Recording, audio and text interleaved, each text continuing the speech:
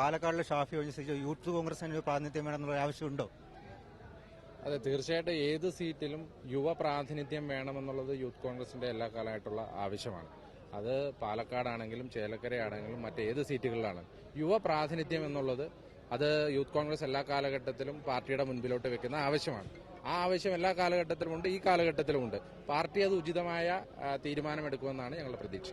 രാഹുൽ വരുന്ന തന്നെയാണ് പ്രതീക്ഷ പാലക്കാട്? അല്ല, അത് ഭയങ്കര നമ്മൾ ഹൈപ്പോത്തറ്റിക്കൽ ആയിട്ടുള്ള ഒരു ചോദ്യമാണ്. അത് ഞാൻ കഴിഞ്ഞ ദിവസവും പറഞ്ഞിരുന്നു.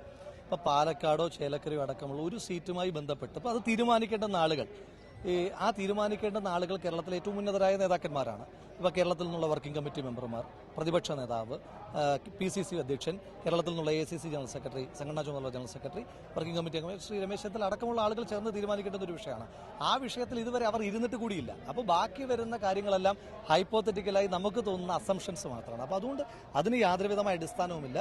ഇവിടെ ശ്രീ അബിൻ സൂചിപ്പിച്ചതുപോലെ യൂത്ത് കോൺഗ്രസിന്റെ പ്രതികൾ നിലയിൽ ഞങ്ങൾ ആവശ്യപ്പെടുന്ന യുവ പ്രാതിനിധ്യത്തിന് വേണ്ടിയിട്ടാണ്. അത് പാലക്കാടെന്നല്ല, അത് എല്ലാ പ്രദേശങ്ങളിലും കൂടുതൽ സ്ത്രീകൾ വരണം. ഞങ്ങൾക്ക് ഏറ്റവും സന്തോഷമുള്ള കാര്യമാണ്. കൂടുതൽ ദളിത് പ്രാതിനിധ്യം ഉണ്ടാകേണ്ടതായിട്ടുണ്ട്, ചെറുപ്പക്കാരുടെ പ്രാതിനിധ്യം ഉണ്ടാകേണ്ടതായിട്ടുണ്ട്. പക്ഷെ അതിനൊക്കെ അപ്പുറം ഏതൊരു സീറ്റിലെയും ഏറ്റവും പ്രധാനപ്പെട്ടതും അവസാനത്തെയും ക്രൈറ്റീരിയ വിന്നബിലിറ്റി ആകണം.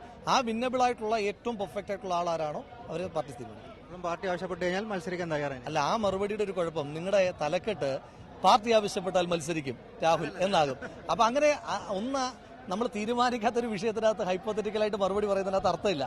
രണ്ട്, ആ ചോദ്യത്തിനും പ്രസക്തിയില്ല. ഇപ്പൊ പാർട്ടി എന്നോട് മത്സരിക്കണ്ട എന്ന് പറഞ്ഞാൽ എനിക്ക് മത്സരിക്കാൻ ഒരു ഓപ്ഷനും ഇല്ല. മത്സരിക്കണം എന്ന് പറഞ്ഞാൽ മത്സരിക്കാതിരിക്കാൻ ഓപ്ഷനില്ല. അപ്പൊ അതുകൊണ്ട് പാർട്ടി തീരുമാനിക്കട്ടെ. പാർട്ടി ഒരു തീരുമാനമെടുത്തതിന് ശേഷം സ്വാഭാവികമായിട്ട് പാർട്ടിയുടെ എന്ത് തീരുമാനമാണോ അതിപ്പം ഞാനായാലും ഇവിടെയുള്ള ഏത് യൂത്ത് കോൺഗ്രസ്സുകാരനായാലും പാർട്ടിക്കാരനായാലും ഇതുമായി ബന്ധപ്പെട്ട് ഇപ്പം സ്വാഭാവികമായും യൂത്ത് കോൺഗ്രസിന്റെ ഭാരവാഹികൾ എന്ന നിലയിൽ ഞങ്ങൾക്കൊക്കെ ഇതിനെപ്പറ്റി ബോധ്യമുണ്ടല്ലോ. ഇതുമായി ബന്ധപ്പെട്ട് ഇതുവരെ ഒരു ചർച്ച നടന്നിട്ടില്ല. എല്ലാ ദിവസവും മാധ്യമ വാർത്തകൾ മാത്രം വായിക്കുന്നു എന്നതിനപ്പുറം ഇതുവരെയായിട്ട് ബന്ധപ്പെട്ട് സീറ്റ് പിടിച്ചെടുക്കണം, പാലക്കാട് നിലനിർത്തണം, ചേലക്കര പിടിച്ചെടുക്കണം, വയനാട് ശ്രീ രാഹുൽ ഗാന്ധിക്ക് ലഭിച്ചതിനേക്കാൾ ഭൂരിപക്ഷം ശ്രീമതി പ്രിയങ്ക ഗാന്ധിക്ക് ലഭിക്കണം എന്നതിനപ്പുറം ഉള്ള ഒരു ചർച്ച നടന്നിട്ടില്ല. അപ്പോൾ അതുമായി ബന്ധപ്പെട്ട് ഞങ്ങൾ തന്നെ സംസ്ഥാന പര്യടനം അടക്കമുള്ള വിഷയങ്ങളുമായിട്ട് ഞങ്ങൾ പാർട്ടിയെ സജ്ജമാക്കാൻ, തെരഞ്ഞെടുപ്പിൽ സജ്ജമാക്കാൻ വേണ്ടിയിട്ടുള്ള പ്രവർത്തനങ്ങളുമായിട്ട് മുന്നോട്ട് പോകും.